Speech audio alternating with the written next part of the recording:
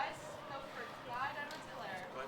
Clyde, you mentioned you tweeted about some PTSD things and some kind of mental things you've been going through. Yeah. What's your day-to-day like? I mean, like, what are you dealing with? If you'd like to talk about it or not, I don't know.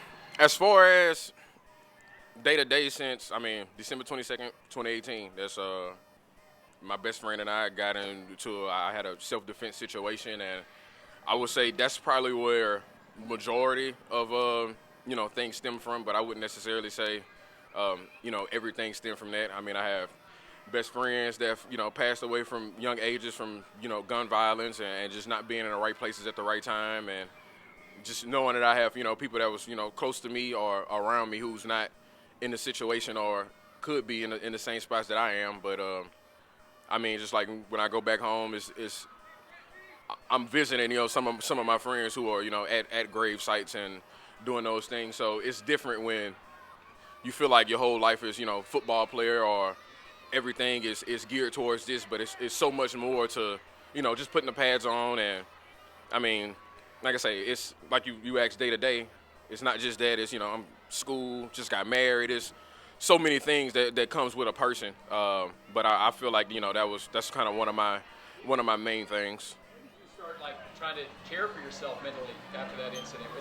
Did you just push it away for a while? I mean, I would say with that happening at such a young age, my first couple of years, you just try to block everything out and like, oh, at some point I'm gonna get over it, and you start to realize that just doesn't happen. You get older and you realize, hey, no matter the age, no matter the person, no matter the situation, everyone needs help at some point, and it's just being able to kind of step up and know, no, this is the help I need, or this is what I need to ask for. I mean, and even talking with my dad, talking with my mom, she was in the Army. My dad, past Marine, ex-cop. So I mean, he's sent me books. We've communicated back and forth. It's not just I have my support system here, but I also have my support system home, and I feel like that's the biggest thing. I'll say now I'm probably the most level-headed and clear that I've probably been within the last five or 6 years. You tweet that the chief staff helped you get through your latest struggles. Yeah. Is there some sort of treatment or some sort of help that they're giving you that you really want to point out? To really go step by step, man, that'll be a Julie Freimeyer question. I know everybody knows that name. I mean, she's amazing, and even Rick Boakholder, he's also amazing. Anything that I need, I just kind of communicate to them, let them know just kind of how I'm feeling, and it's a funnel of things that they go through initially when they were asking me the questions, just trying to see my temperament of certain things.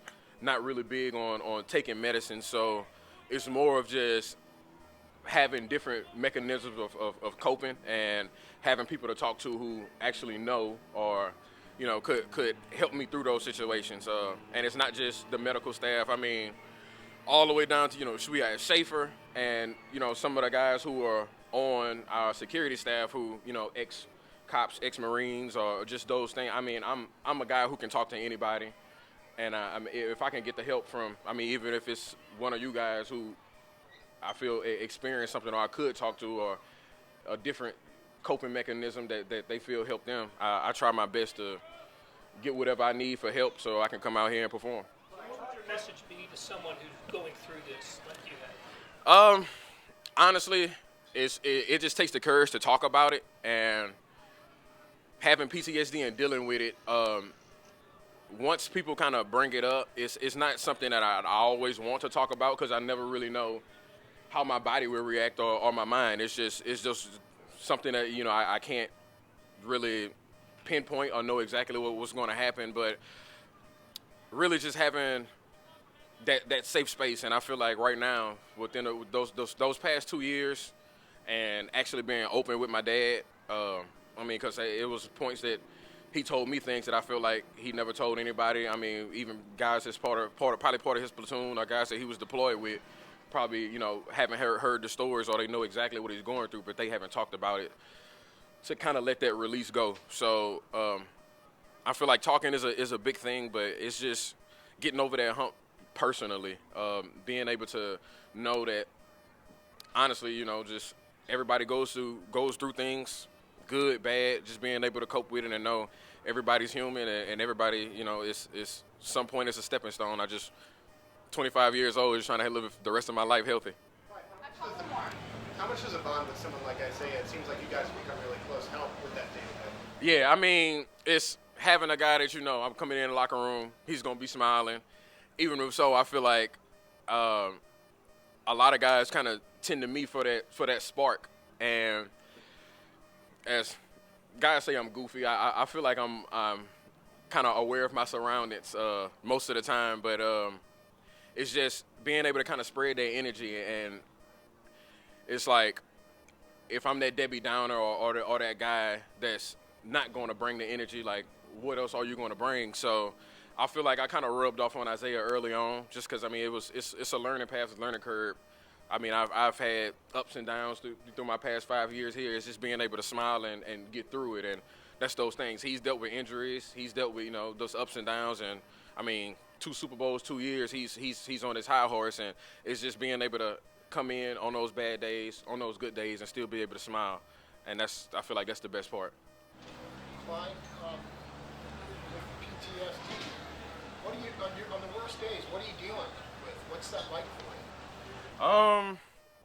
Honestly, man, I really I have PTSD and sickly vomiting syndrome, so it's something that's kind of neurologically that they just kind of help me with and walk through it. And I mean, sometimes I'm admitted into the hospital, something like can't stop throwing up, and it's just I can't nothing pretty much to stop it. And the only person who kind of put me in the right direction was Julie Frymeyer early on, to get me some of the meds at the time when I am probably going through an episode to get me over that hump.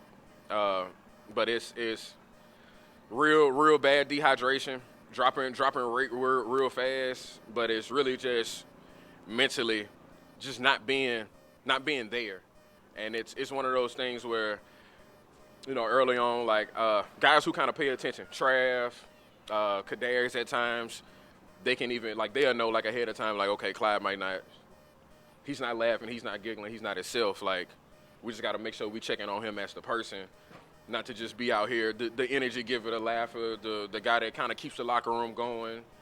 I feel like that's a big part of what I bring. And then once my number called, it's go out there and perform, and they know it's no question with that. So I feel like that's just what it is. Is there a message that you'd like to get out to maybe other people that are dealing with PTSD? I would say dealing with PTSD, seek help when possible, but don't make it a burden on a person that's dealing with PTSD. Take little steps, walk them through certain things. Don't try to be overwhelming, and then try to not bring up the trauma as much as possible.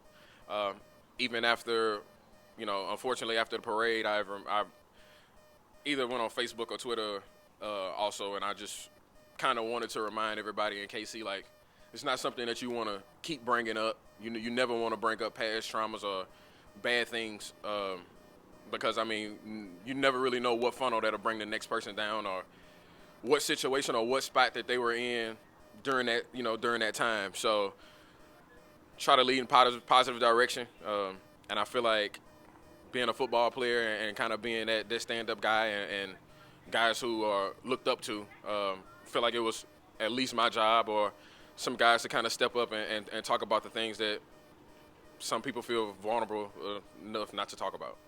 Thank you, guys. Thank you, Clyde. Thanks, Clyde.